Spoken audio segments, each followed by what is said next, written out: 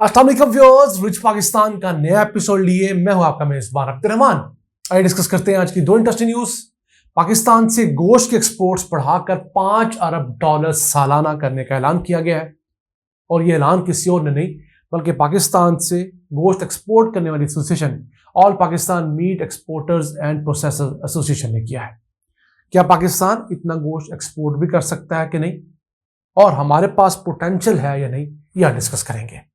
जबकि आज की दूसरी खबर, सिंध हुकूमत ने ऐलान किया है कि उसने सूबे के अंदर मौजूद जितनी भी स्मॉल इंडस्ट्रीज के लिए मुख्तलिफ साइट्स बनी हुई थी और जो बड़ी इंडस्ट्रीज के लिए साइट एरियाज बने हुए थे, उनका तमाम रिकॉर्ड डिजिटलाइज कर दिया है। अब किसी ने भी अगर फैक्ट्री लगानी होगी तो एक ई सर्विसेज सिंध ऐप के नाम से ऐप पे जाएगा, वहां पर तमाम किस्म के एनओसीज परमिशन वगैरह उनको ऑनलाइन मिलेंगे और फौरी काम होगा। अगर ऐसा हो जाता है तो बड़ी खबर है, इसे प्रोग्राम के दूसरे से हम डिस्कस करेंगे। लेकिन पहले चलते हैं ऑल पाकिस्तान मीट एक्सपोर्टर्स की उस एक बड़ी नवीद की जानब, जिसमें ऐलान किया गया है कि मौजूदा पाकिस्तानी मीट एक्सपोर्ट्स जो $500 मिलियन सालाना है, उसे बढ़ाकर $5 बिलियन सालाना किया जाएगा। अब इतना गोश्त पाकिस्तान में है या नहीं है, और कहां से आ सकता है, वो सोर्स क्या है। इस मुल्क में अभी भी हर साल 14 से 15 लाख जानवर वक्त से पहले ज़िबा कर दिए जाते हैं। अगर हम उन ज़िबा होने वाले जानवरों को रोक लें और उनको बजाय छोटी उम्र में ज़िबा करने के मैच्योर करके ज़िबा करें, तो हमारे पास 70 करोड़ किलो गोश्त इजाफी आ सकता है। और वो इजाफी गोश्त अगर हम एक्सपोर्ट करने लगे तो हम लोग $3.5 अरब सालाना कमा सकते हैं। वो किस तरह, मैं आपको छोटी सी मिसाल समझाना चाहता हूं। कराची शहर के लिए दूध की जरूरियात कौन पूरी करता है? पंजाब से हर साल 7 से 8 लाख गाय भैंसे खरीद कर कराची ले जाई जाती हैं। वहां पर उनसे सिर्फ एक उसी लैक्टेशन पीरियड में या उसी जब उसका बच्चा हुआ था एक दफा दूध लिया जाता है, और वो दूध भी इंजेक्शन लगा के स्टीरॉयड लगाकर लिया जाता है। पहले तो जाते ही उस गाय भैंस का 2, 3, 4 दिन का जो बच्चा होता है उसे फौरी तौर पर फरोख्त कर दिया जाता है, क्योंकि गुज्जर को लगता है कि वो एक बहुत बड़ी लायबिलिटी है। वो जो बच्चा 20 किलो का होता है, वो लाहौर के अंदर अगर होता तो उसे लोग पालते बढ़ाते, या पंजाब में होता तो कुछ उसका ख्याल करते। लेकिन जब वो सिंध चला जाता है, स्पेशली कराची में, तो उसे फौरी तौर पर मटन के नाम पर काट कर ज़िबा करके बेच दिया जाता है। और हाईवेज के ऊपर और जो बड़े बड़े ढाबे अक्सर उन जगहों के ऊपर ये मटन फ्राई या मटन कढ़ाई के नाम पर हमें बनाकर बेच दिया जाता है। वो होता उस गाय या भैंस का नर बच्चा जो होता है, जिसे पंजाबी में कट्टा कहते हैं, और जो गाय का होता है उसको बछड़ा कहते हैं। तो अगर हम उन कट्टों को बचा लें तो उनकी तादाद सालाना 7 लाख बनती है।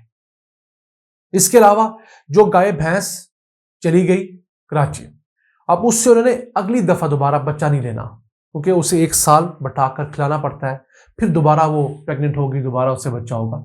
तो उसे 1 साल पहले ही टीके लगाकर उसकी हड्डियों तक निचोड़ कर उसे दूध हासिल कर लिया जाता है। वो दूध भी खतरनाक होता है, लेकिन जैसे ही वो गाय भैंस दूध देना बंद करती है या कम करती है, उसे ज़िबा करके बेच दिया जाता है। अगर इन दोनों को बचा लिया जाए, पहले कट्टे या बछड़े को बचाया जाए, और दूसरा उस गाय भैंस को बजाय इंजेक्शन लगाकर उससे दूध लेने के जितना अरसा नेचुरली दूध दे, उसके बाद दोबारा उसे अगले साइकिल के लिए देहात में भेजा जाए, इवन पंजाब भेजा जाए, जैसे कि ज़माने में होता था कि वहाँ से ट्रेन चलती थी महीने में 1-2 बार। तो जितने तमाम ये ग्वाले होते थे वो अपनी भैंसें दोबारा पंजाब और इंटीरियर सिंध में भेज दिया करते थे। तो वो भैंस 1 साल बाद दोबारा एक नए बच्चे को जन्म देकर दूध देने काबिल होती थी। तो जिस भैंस ने अपनी ज़िंदगी में 5 दफ़ा दूध देना था, वो अगर दूसरे बच्चे के साथ कराची गई और ज़िबा हो गई तो उसने 3 बच्चे कम कर दिए, और 3 साल का दूध तकरीबन वो भी उससे हमने हासिल नहीं किया। अब ये 2 चीजें हम बचाकर 70 करोड़ किलो सालाना गोश्त हासिल कर सकते हैं।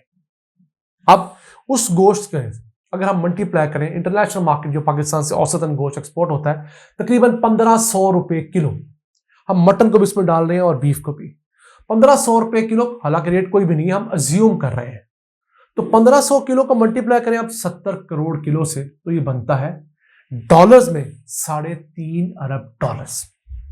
तो अब देख लीजिए, हमारे पास $3.5 अरब की तो ये मार्केट है। $500 मिलियन हम ऑलरेडी एक्सपोर्ट कर रहे हैं। $4 बिलियन तो यही हो गया।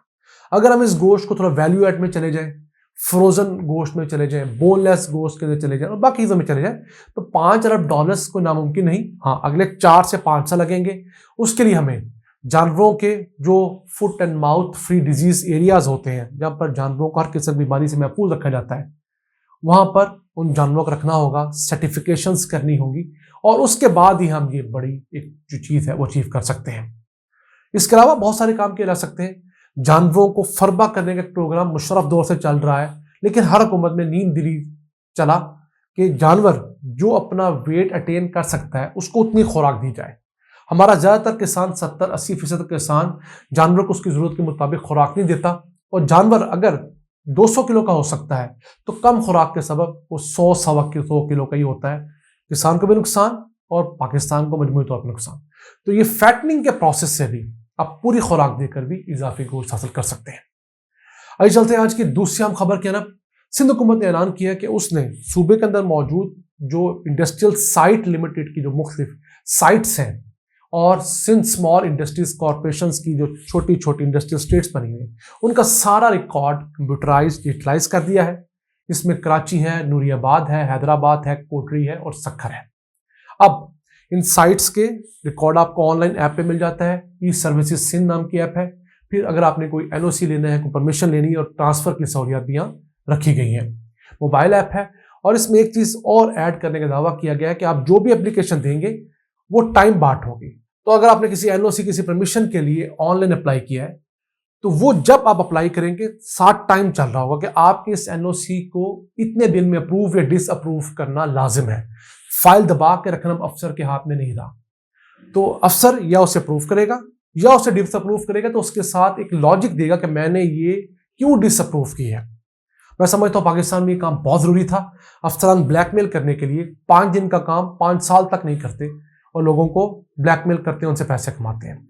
इसके साथ साथ अगर आपके जो डॉक्यूमेंट्स हैं आप कोरियर के जरिए मंगवाना चाहें, एनओसीज ट्रांसफर जो भी आपने वहां से अप्रूवल्स लिए वो आप एनओसीज के जरिए मनवा सकते हैं। ये भी चीज एक डेवलपमेंट है, क्योंकि लोगों के दरमियान जितना रब्त कम से कम होगा सरकारी माल और आम लोगों के दरमियान, उतनी करप्शन कम हो जाती है। फिर जब लैंड रिकॉर्ड कंप्यूटराइज हो गया तो कब्जे का एक ऑप्शन कम हो जाता है, लोग कब्जे नहीं कर पाएंगे, ट्रांसपेरेंसी आ जाएगी, सिक्योरिटी आएगी और बहुत सारे दीगर फायदे भी हैं। ये ऐप ऑब्वियसली वक्त के साथ ग्रो करेगी, इसमें आने वाली तमाम गलतियों कोताहियों को पूरा किया जाएगा, लेकिन पाकिस्तान आहिस्ता आहिस्ता सही लेकिन डिजिटाइजेशन की तरफ चल रहा है।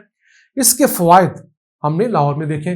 चंद दिन पहले लाहौर के अंदर जो लर्नर लाइसेंस था उसे आपको दफ्तर जाकर बनवाना पड़ता था, पुलिस खिदमत मरकज, और घंटों जलील होना पड़ता था। उसे ऑनलाइन किया गया। पहले 2 दिन तो उनकी वेबसाइट ही बैठ गई, लेकिन 2 दिन के बाद उसका जब वेबसाइट को प्रॉपरली मेंटेन कर लिया गया तो अब तक ऑनलाइन ही कुछ 3-4 दिनों में कुछ 2-3 लाख लोग ऑनलाइन घर बैठे हुए लर्नर लाइसेंस बनवा चुके हैं। मेरी फैमिली में कई लोगों ने बनवाए। तो ये चीज लोगों को फायदा देती है। हुकूमत को पैसा भी आ गया, वो खर्चा भी नहीं हुआ, एक्स्ट्रा लोग नहीं बिठाने पड़े, लाइट्स यूज नहीं हुई, कोई जलालत नहीं हुई, लोगों ने अपने लैपटॉप पे काम किया। हमारी हुकूमतें अगर डिजिटाइजेशन के प्रोसेस को समझें, उसके अफादत से फायदा उठाएं, तो इस मुल्क में 70-80% काम तो लोगों के घरों में हो जाए और लोग हुकूमत को बददुआएं कम दें। आज के लिए इतना ही। अपने मेजबान अब्दुर्रहमान को इजाजत दीजिए। अल्लाह निगहबान।